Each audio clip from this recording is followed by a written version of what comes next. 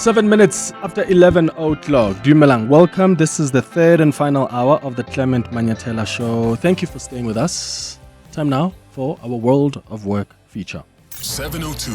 World of Work. So we're discussing career goals on our World of Work feature this morning. Why is it important for you to set goals in your career?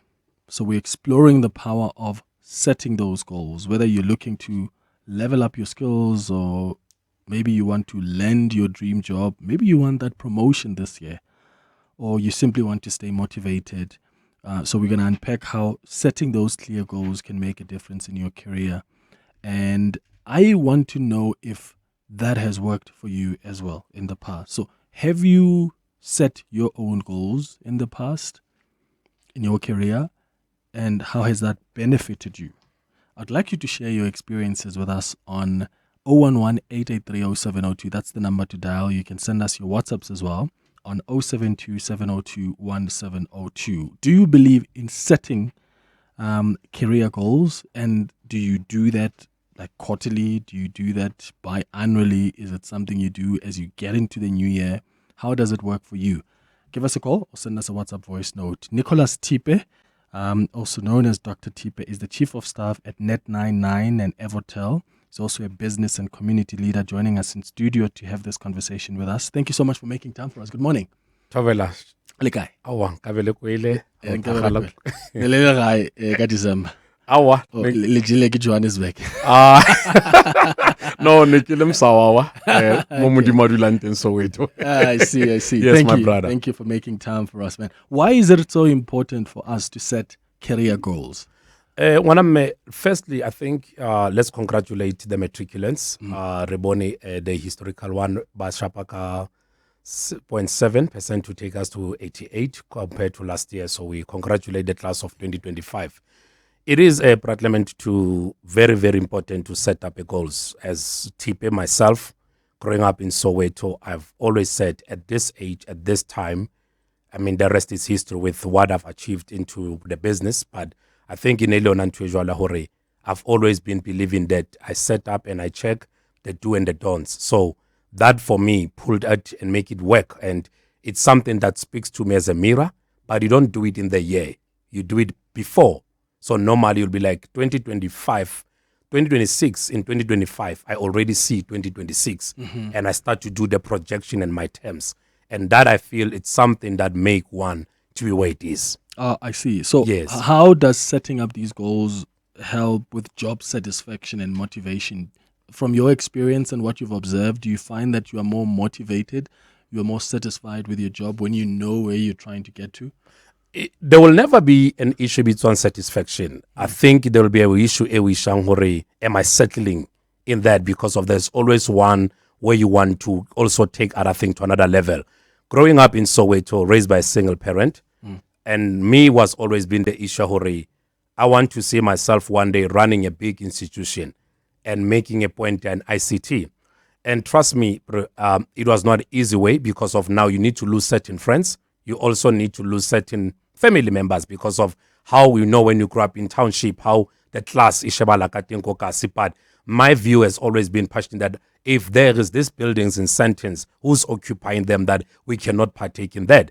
And that makes me self-driven. And today, being in Net9 and CM Evotel as an ICT ISP that is growing and looking at stuff that we have roll out across the provinces, shaping the people's life, changing, transforming. It tells the story that those who lead the institution, the vision bearers, we always come up with what is it that we can improve better from last year. So I think that has been that main particular thing. So what's the best thing to do then for people who want to set these kind of goals? Do you do that quarterly? Does it work better when you do that yearly, or can you have differences in the goals and say in the short term this is what I want, in the long term this is what I want? Like my belief, it has always been you make your vision big and then you see it, you pursue it, but you always look at how the football runs. There is a first leg, there's a second leg. And now you start to do, my motto has been quarterly, that between Feb and April, what is it that has worked? Like the schools, how they run in terms. And am I still aligned in my vision? Am I focusing, or am I having everything in one plate? And then I had to check that what made me to lose that particular opportunity that has been there. For example, other kids will be not going to school because of bursaries, because of NSFAS, because of all the blockages that we have. What is it that is a plan B that drives me to another thing? Same with business. Scaling up is to say, okay, this could not work last year. I could not meet my targets. What do I do? And it's what we've been doing consistently. That main thing is focus and make your thing in 90-day plan. And just worked in 3 months and say, am I shipping in the right direction? And as we see ourselves growing as an entity, it is something that I've absorbed and adopting as my lifestyle. And I've applied it everywhere I go. Is it best to share your goals with your manager, your employer, or is it something that you worked on individually? Or should you be aligned with your place of employment so they know where you're trying to get to? Our vision collectively with Albert, we always believe that the vision should be feasible. Those that you lead, they should be aligned in what the company objective and what we are driving in. Same with me as an individual. It is very important that sharing, it's very important. I might not know what Clement can bring on board. Can be something that we'll find out that we are seeing something that maybe can happen in a 6 months versus 3 months. So you always have to align with everyone, and everyone must wake up knowing that what is it that motivates me? Where am I working? Is it something that, you know what, even if the salary doesn't meet my needs, but I'm in love with the vision. Is the vision aligned? And once that thing, I always say this way, Brad Clement, that 2 visions cause a division. And if the vision is not there, then automatically there's many voices. Then there's a dissatisfaction. Then that's where people now start to lose the momentum. So most of them all is that make the vision feasible. Those that they throw into it, they are aligned into it, they meditate it, they live it, they drink it, they smell it. And it makes everyone now to be part of it. And when we excel, it's like, wow, we made it as 702 colleagues, as Prime Media, as everyone played the role. But once I make it my thing, then it de-attach those that I need to lead. So same applies with the career that as we in a year, I believe that you don't do the resolutions or setting up the momentum in the year. You do it post before that year and say, what is it that I'm looking for 2027 while you're in 2026? And that makes you to be aligned. What if, though, you're not aligned with whether as an employer yourself, with your partners, if that's your vision, or maybe you still have a manager or you've got a big boss. Yes. And you want to get to a particular point by June or by the end of the year, but that's not where they've got capacity for you. What do you do then? Do you change your goals or do you consider moving somewhere different? My belief, you would never change what you are actually seeing or pursuing yourself in because of the state of the art of an environment. That cannot convert and try to pull you out from, for example, I will never change that I'm an African, irrespective of where I'm deployed, irrespective of where I am. I will forever remain, the Africanism is in me. But where you feel that you are, I mean, there are those people that are the ghost. There are those people that believe in pulling other people down because of their position, and we call it an ego. And ego is the most enemy thing. But their egos should not move away from who you are. It goes with the culture of the environment. And if the culture of environment is not meeting your thing, you rather not have a depression and call yourself many sickness of company will still exist with or without Clement. 702 will still be there. With or without Thipe, Eve Hotel, Sync, and Net99 will still remain there. But the main thing is that I must be in a point where I'm peaceful and I'm able to give it all. Because if the energy is lost, then what is it in for that? You know, so that gone are those days where as long as we are surviving, because of that is where we are losing it. And that is where now you start to be a problem in an institution because of you're not aligned with that. Yeah. 16 minutes after 11 o'clock, we're talking about the importance of setting goals in your career. Have you set goals before? And how do you go about doing that? Do you set them more quarterly? Is it more annually? What do you do when you start the year or when you're about to begin a new career? Are you a type of person that says, at this period, I want to be able to achieve 1, 2, 3? And what is it that actually helps you in making sure that you get to achieve those goals? Share your experiences with us. You can call us on 011-883-0702 or send a WhatsApp on 072-702-1702. 16 after 11. 702. World of Work. 19 minutes after 11 o'clock, we're talking about career goals. Do you set career goals, and how do you go about doing that? What's the kind of approach that you take? I've got some questions coming through. Someone is asking about the role of mentorship, Nicholas, or coaching. What role does that play in achieving the career goals? Because someone says that one of the things that has helped them is because they had someone who was motivating them and mentoring them and coaching them. I believe in mentorship in that Manyatel. I've seen that at Parliament that you will never make it. There's no a country that can survive on its own. An association goes with what I've said before, that with us, a phenomenal team that we have many people in NX that has so many different skills. So definitely mentorship, it also guides that I'm in line and you are able to look into something that how did they, and then you are able to follow, not really following directly, but there's a leak, there's something that leads you into that path that you want to be into. Mm-hmm. So how do you go about getting a mentor or a coach? Yeah, it was a very difficult one, honestly, to be with. And do you just shoot your shot on LinkedIn or get someone's number or email? And you laugh what I'm going to say to you, right? Like I said, growing up in Kasi, in Soweto, I always look at people like Ntate Maponya. And I was a young man, and it was like, hey man, Ntate Maponya from the bicycle selling a milk and the role that he played. And me also, it was that thing, that ambitious thing. And meeting Albert, as I always say to every interviews I've done, it was one of the turnaround thing that you meet somebody who both of you are directing or maybe have one vision. And the vision is to see people being raised and people being into their life, being successful. One of the greatest in my life is that I want to be a leader that produces.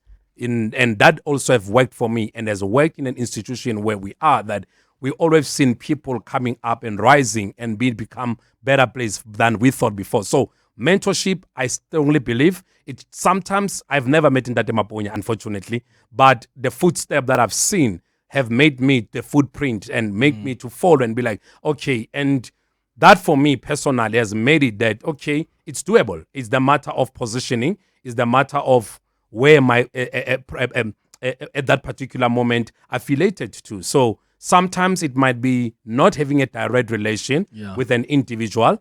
I can tell you, Clement, that there are so many people that they don't have a direct access to you, but through listening to your show and making sure that whether it's on TV or on radio, there's so many that we inspire and make it a point that how does it balance without having your thing. And then there's a seed that you've planted. Sometimes it's not a direct one. It can be an indirect mentorship and make it work for you. So I've seen it working and I still believe in that and it's still doable. I'm glad you mentioned indirect mentorship, because when we talk about mentorship and coaching, we think you need to every week sit down with someone and have a conversation. But sometimes it's reading their books. Yeah. Sometimes it's listening to podcasts. Absolutely. Their conversations and how they have maneuvered and moved around certain challenges. So I'm glad you mentioned that indirect coaching or indirect mentorship, because that's so important. So how can career goals help with work-life balance or pursuing even your personal interests? Because sometimes when we have career goals, we want to achieve them no matter what, and you end up not having even a personal life. Now your work becomes your identity. And that is where the danger comes. And that's where the fatigue and anger of life comes from.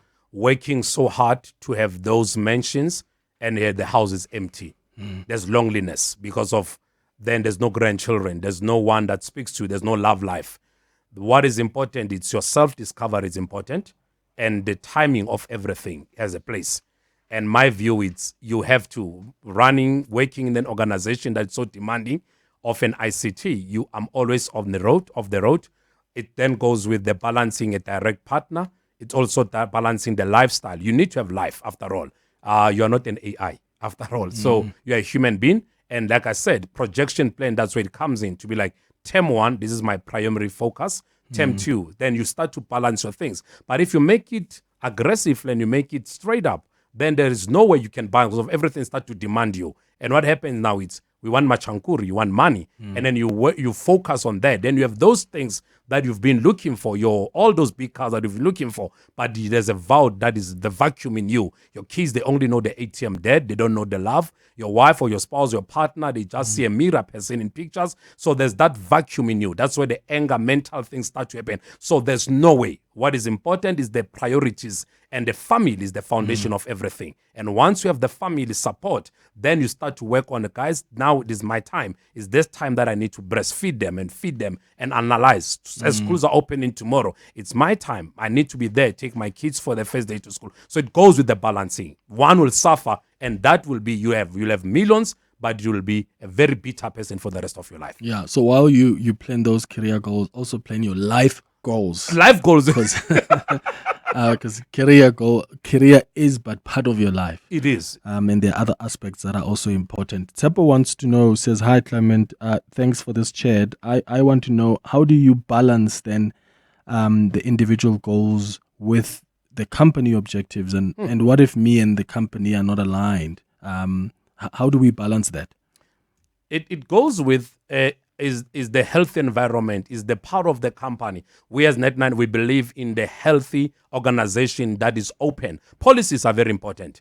And if any institution is not opening into that, then we'll have people suffering internally, because I call it internal bleeding. So you bleed inside, we don't even see that, and it creates a lot of clots. So any institution should have that, where I can able to analyze and be without having a position. Hierarchy, yeah, people abuse power, but my view is you are there where you are because of some people are playing a part. So if the company is not in line with what I am objective of and what I'm vowing to be, I would advise people that if it does not serve your thing, let it go. Because that's when now you're going to have a problem, be frustrated.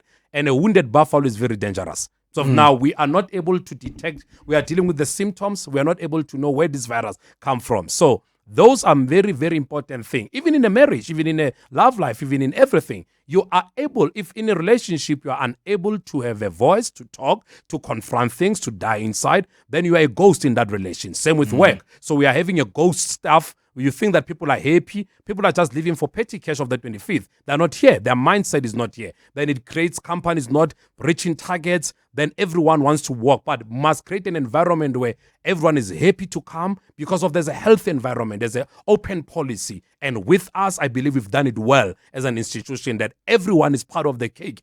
Everyone is part of the decision making. Basically, we made executive to be the one that is led by the staff, because of that, the ones that knows where it's needed where most, and promoting them without an issue of you've been here for how many years. If you come in and you plug into the vision, you are part of us, and let's work together. And that's the belief of a successful or a great leader, that believes that you're a leader by the leaders. That's my view. Yeah, Motale Tale on Twitter also says, Clement, thanks for a great show on career goal setting. I can relate as someone who, at the end of 2025, left a very high-intensity job into a new space. I'm still making adjustments.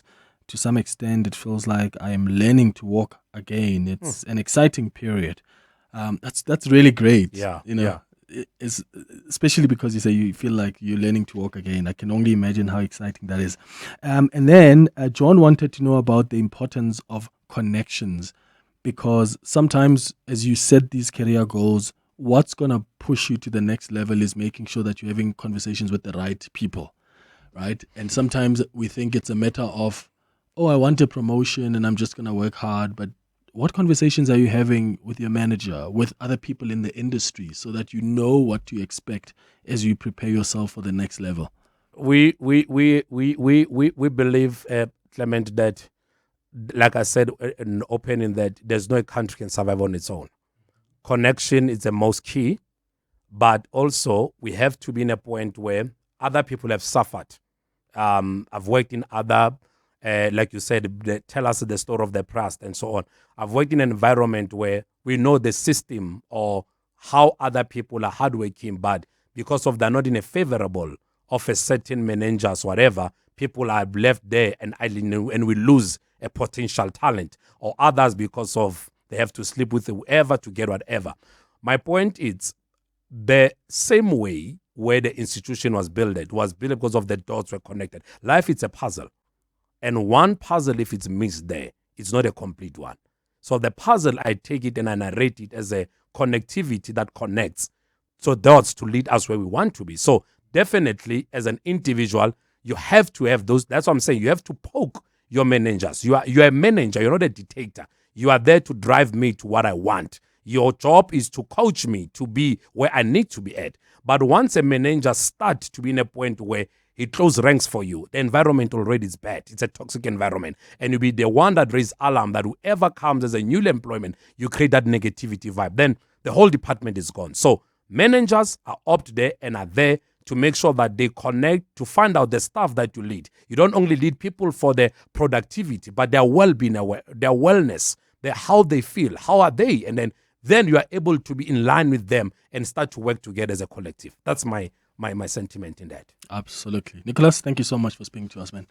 Really Really appreciate it. Ke a leboha, Papa. Thakga kgoshi. And for all of you that are maybe starting their careers or you're looking to make a career change and you are setting up these career goals, all the best. It's exactly